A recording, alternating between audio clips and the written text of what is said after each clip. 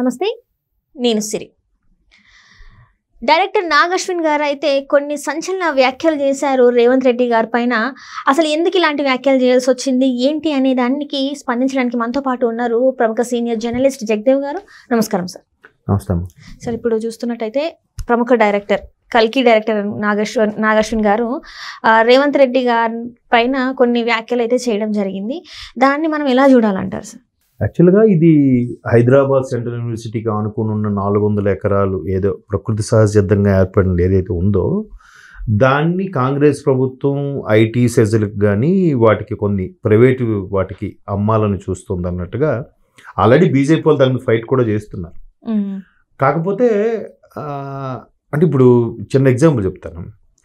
Janata garage అనే cinema వచ్చింది, చూసారు లేదు? అందులో ఎన్టీఆర్కి కొంతమంది వచ్చి వార్నింగ్ ఇస్తారు, ఏంటి మీరు దీనిలో ఫైట్ చేస్తున్నారంట, ఎవరో తెలుసా పలానా ఎమ్మెల్యే ఏంటి అని చెప్తే, లేదు సార్ అది సిటీ సెంటర్లో ఉండే ఒక పార్క్, దానివల్ల సుమారుగా 300 చెట్లు ఉన్నాయి అందులో, ఇవన్నీ కూడా అంటే ఎంత ఆక్సిజన్ రిలీజ్ చేస్తుందో చూడండి. అంటే ప్రతి ఒక్కరికి కూడా సినిమాలో చూపించిన వరకు స్టేటస్లో పెట్టుకున్న వరకే కానీ దాన్ని రియల్ లైఫ్లోకి వచ్చేసరికి ఎవ్వరు ఫాలో ఎవ్వరు చేయరు. అంటే మీకు కరోనా టైంలో మీకు గుర్తుందో లేదో, ఆ సుమారుగా 15 రోజులు కంప్లీట్గా వెహికల్స్ అన్నీ ఆగిపోయాయి కదా.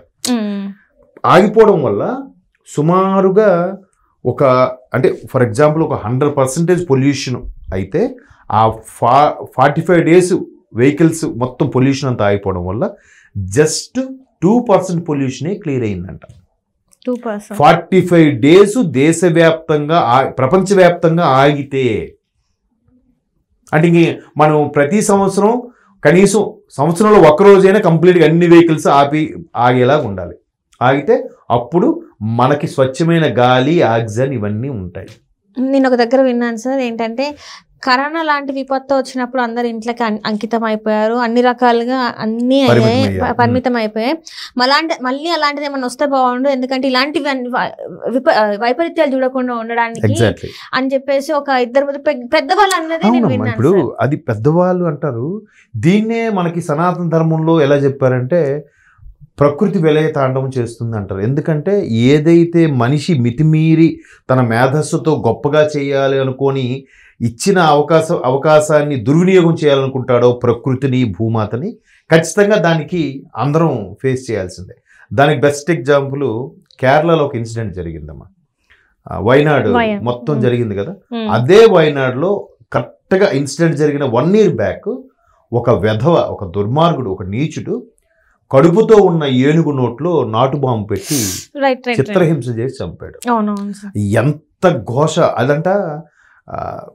ఒక స్థితి కూడా ఉంది, అటువంటి ఘోష ఏదైతే ఉందో అది ప్రకృతిలో ఉండిపోతుందంట. అది ఉండినప్పుడు ఖచ్చితంగా అంటే ఏది వేదాంత ధోరణిలో, సనాతన ధర్మ ధోరణిలో చెప్తే, ఇది సైంటిఫిక్గా చెప్తే ఇవన్నీ ట్రాష్ ఏమో ఉండొచ్చు అని వాళ్ళు ఏదో సైంటిఫిక్గా చెప్తారు. ఎగ్జాక్ట్గా వాళ్ళు ఏదైతే కర్మ అని చెప్తున్నారో అదే జరిగింది అక్కడ. అంటే ఆడిని తప్పు పట్టకపోగా అరే మనకెందుకులే అనుకున్న వాళ్ళు, లేదంటే ఆడితో పాటు మరికొంతమంది కర్మ కాలిపోయిన వాళ్ళు, అక్కడ ఉన్న వాళ్ళు అందరూ కూడా వాడితో పాటు ఆ వైనాడులో బురదలో కొట్టుకుపోయారు. ఇప్పటికీ ఇంకెంతమంది ఇదైపోయారో కూడా తెలీదు. ఒకరైతే ఇద్దరు wife and husband, to be wife and husband అంటే వాళ్ళు, అంటే అబ్బాయి తల్లిదండ్రులు, ఇక అమ్మాయి తల్లిదండ్రులు, మొత్తం ఫ్యామిలీ చనిపోయాయంట. ఎంగేజ్మెంట్ అయిందంట, పెళ్లి ఇంకొక 20 రోజులు ఉందనగా ఈలో జరిగింది. ఇటుపక్క అబ్బాయి మిగిలాడు, అమ్మాయి మిగిలిందంట. అంటే వాళ్ళిద్దరు ఏ కర్మ చేసుకున్నారో మంచిగా మిగిలేరు వాళ్ళు, మిగతా ఫ్యామిలీ చనిపోయాయంట. అది ఒకసారి పేపర్లో కూడా వచ్చింది వైనాడు ఇన్సిడెంట్ జరిగిన తర్వాత. అంటే ఇలాంటివి ఏంటంటే అట్లా జరుగుతున్నప్పుడు అవి అవుతున్నప్పుడు మళ్ళీ అవుతుంటే ఇన్సిడెంట్లు, అరే దాగురా ప్రకృతికి ఎవడేం చేయలేడరా అని చింగా నిట్టూర్పు పెదవిర్చి ఊరుకుంటాం తప్ప. అంటే ఇట్లా ఇన్ని చెట్లు వీటి వల్ల ఇన్ని అవుతున్నాయిరా అని చెప్పినప్పటికీ కూడా మనం ఉండం కదా, ఏముంది మనకు డబ్బు ఉంది, కావాలంటే విదేశాలకు వెళ్ళిపోతాం, యూరోప్ కంట్రీస్కి వెళ్ళిపోతాం, అమెరికా లాంటి దేశాలకు వెళ్ళిపోతాం. ఎందుకంటే అమెరికా దేశాలు విస్తీర్ణంలో చాలా పెద్దది, జనాభా తక్కువ కాబట్టి అంత పొల్యూషన్ లేదు, అక్కడికి వెళ్ళిపోతాం, డబ్బు ఉందిగా. కానీ కర్మ అక్కడికి వెళ్ళినా వదలదు, అది అర్థమవుతుంది వాళ్ళకి.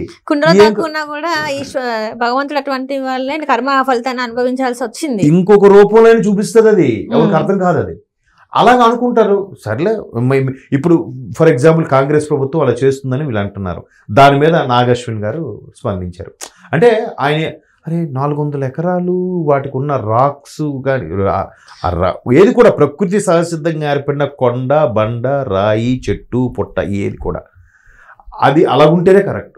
ఇంకొకటి ఏంటంటే 120 పైన స్పీషీస్ ఉన్నాయంట, అంటే పక్షి జాతులు ఉన్నాయంట అక్కడ సార్, వస్తాయి రకాల జాతులు ఉన్నాయంట. చాలా మంది అవి కాకుండా కొన్ని మైగ్రేషన్ బర్డ్స్ ఉంటాయి, అవి మనకి అన్ని ఏరియాలో తెలియదు. కొన్ని ఏరియాలో అరే భలే ఉందిరా బర్డ్ అనుకుంటాం, బట్ అది ఏ వలస జాతి పక్షో తెలియదు మనకి. సో అట్లాంటివి కూడా అంతరించిపోతుంటాయి. సో పిచ్చుకుందండి మా సింపుల్ ఎగ్జాంపుల్, పిచ్చుక ఇప్పుడు చూసారా స్పారో, చిన్నప్పుడు చదువుకున్నాం. ఇప్పుడు మన పిల్లలకి ఇప్పుడు చూపించాలంటే స్పారో పిచ్చుకు పుస్తకాల్లో మాత్రమే ఉంది, దాన్ని చూపించగలమే లేదు. ఎందుకు? Because of radiation. ఇక్కడ హైదరాబాద్ లో అయితే అసలుకే కనిపించలేదు. మీరు నమ్ముతారో లేదు, హైదరాబాద్ లో నేను కాకులు కూడా చూడట్లేదు, కాకులు కూడా కనబడట్లేదు. పావురాలు ఎక్కువ కనిపిస్తున్నాయి, కాకులు కనబడట్లేదు. ఇప్పుడు మా ఫ్యామిలీలో మా మదర్ ఏది తినే ముందని కొద్దిగా పక్క తీసి పెడుతుంది, అవి తర్వాత అవి పెరట్లో వెళ్ళి గోడ మీద ఎక్కడ పెడితే కాకులు అవి తినేవి. ఇప్పుడు ఎక్కడైనా అపార్ట్మెంట్ బాల్కనీలో బయట పెడదామంటే పావురాలు వస్తున్నాయి చెప్ప, ఒక రెంట్ నాన్న కాకి చూడలేదు అంటున్నారు పెద్దవాళ్ళందరూ కూడా. అంటే కాకులు కూడా ఏమవుతున్నాయో తెలియట్లేదు, అట్లా కొన్ని మాయమైపోతున్నాయి. సో ఇప్పుడు నాగశ్విన్ ఒక బాధ్యత గల దర్శకుడు అయ్యిండి అలాంటి ట్వీట్ చేసి పోస్ట్ చేసి ఇన్స్టాలో మళ్ళీ వెంటనే తీసేశారట. ఇప్పుడు వీళ్ళేం అడుగుతున్నారు, వీళ్ళు మీడియా సోదరులు, సార్ మీరు ఇలా పెట్టి ఎందుకు తీశారు అంటే ప్రభుత్వం చేసింది తప్పో లేదో అని మీడియా మిత్రులుగా మీకు తెలియదా? మీరు ఎందుకు రాయరు? ఆయన అడిగితే ఆయన ఎలివేట్ చేసి ఆయన అన్నాడు ఆయన ఇలా చేశాడు కాబట్టి అట్లాగే అంటే ఏదో ఒక లంగర పట్టుకొని అలా వెళ్ళిపోతారా? మీకు బాధ్యత లేదా? ఫోర్త్ ఎస్టేట్ కదా, మనందరం ఫోర్త్ ఎస్టేట్ కదా, ఎందుకు మరి బాధ్యతగా అంటే ఎవడో అన్నాడని చెప్పి. ఇప్పుడు పార్టీల కోసమే జర్నలిస్టులు పనిచేస్తున్నారు, టీవీ ఛానల్స్ పనిచేస్తున్నాయి, కానీ సామాన్య ప్రజల కోసం లేకపోతే సొసైటీలో మంచో చెడో ఏదైతే జరుగుతుందో దానికోసం ఫైట్ చేయడానికి ఎవరు ముందుకు రావట్లేదు కదా సార్. ఇప్పుడు ఒక పార్టీ ఉంది, నేను ఆ పార్టీకే తప్పైనా ఒప్పైనా ఆ పార్టీకే మాట్లాడుతున్నారు కాబట్టి అన్నట్టు అది కరెక్ట్ కాదు కదా సార్. ఒకప్పుడు జర్నలిజం అంటే ప్రతిపక్షం అంటే ఎవరైతే ప్రజల పక్షం ఉంటారో వాళ్ళ పక్షం నిల్చొని మాట్లాడే వ్యక్తులు జర్నలిస్టులు అని చెప్పేసి అనుకో. వీళ్ళ ప్రభావం ఆ ఎవరైతే ఉంటారో ప్రజలు వాళ్ళ మీద ఉండేది చాలా వరకు. ఇప్పుడు అట్లాంటి ఒక జర్నలిస్ట్ ని చూద్దామంటే కనిపించట్లేదు సార్. నేను సినిమాలలో చూసి చాలా ఇన్స్పైర్ అయ్యేదాన్ని, ఓ జర్నలిస్ట్ అంటే ఇట్లా ఉంటారా, ఇట్లా ఇన్స్పైర్ చేస్తారా జనాలని. కానీ ఈ రోజుకి ఇప్పటికీ నేను ఒక్కరిని కూడా అలాంటి జర్నలిస్ట్. ఇప్పుడు అక్కడ వాళ్ళ తప్పు కూడా కాదమ్మా. ఇప్పుడు సార్ నేను ఫీడ్ తెచ్చాను అంటాడు మిత్రుడు, సార్ ఇది వేయాలి సార్ ఇదే వద్దయ్య అంటాడు. లేదంటే ఆ మీడియా యజమాని వాడు దానికి డిమాండ్, సార్ దొరికింది ఏంటి సంగతి వేద్దామా వద్దా అట్లా. అలాంటివి కూడా చూసి చాలామంది మిత్రులు సిన్సియర్గా ఉన్న మిత్రులు కూడా ఫెడప్ అయిపోయి ఊరుకుంటారు. కొంతమంది సొంతంగా ఛానల్ పెట్టుకొని రాస్తున్నారు, ఇంకొంతమంది సొంతంగా పెట్టుకొని ఒక పార్టీకే కొమ్ము కాస్తూ వసూలు చేసుకుంటారు. అలాగా ఉన్నారు, ఇలాగా ఉన్నారు. కాకపోతే మీరు అన్నట్టు నిజాయితీగా ఉండే పర్సంటేజ్ చాలా తక్కువైపోయింది, చాలా అరుదుగా కనిపిస్తుంది. కాకపోతే ఇప్పుడు నాగశ్విన్ లాంటి వాళ్ళు కనీసం అలాగైనా రెస్పాండ్ అయ్యారుగా. ఇండస్ట్రీ మొత్తం మీద ఆయన ఒక్కడే ఉన్నాడా? ఇండస్ట్రీ మొత్తం మీద ఆయన ఒక్కడే హీరో ఉన్నాడా? జనాలకు అవే హీరోలు, అసలు ఒక హీరో ఎంతమంది ఇన్స్పైర్ చేస్తాడు? మాట్లాడచ్చు. అసలు అట్లాంటి సినిమాలు వస్తున్నాయి సార్, సినిమాలు వస్తాయి, సినిమాల్లో ఆ హీరోయిజం చూపిస్తారు, బయట మాట్లాడరు. బయట ఎవడైతే దేన్ని పట్టించుకోడో దేన్ని మాట్లాడో వాడే సూపర్ స్టారు, వాడే తోపు. మాట్లాడేవాడు వాడికి సినిమాలు కూడా ఉండవు, వాడిని ఆదరించరు. వాడిని ఒకవేళ మాట్లాడినా ఒక పార్టీకి ముద్రేసి వదిలేస్తారని. ఫర్ ఎగ్జాంపుల్ సమ్మెక్స్ అనే హీరో మాట్లాడాడు అనుకుందాం, ఆహా ఈయనకి కాంగ్రెస్ అంటే పడదు అంటే వీడు బీఆర్ఎస్ వాడు, లేకపోతే బీజేపీ ముద్రేసిస్తారు వెంటనే. ఒకవేళ బీఆర్ఎస్ ఉన్నప్పుడు మాట్లాడాడు అనుకో, వీడు కాంగ్రెస్ వాడు, వెంటనే వాడి సినిమాలు బ్యాన్, కింద బాయ్కాట్.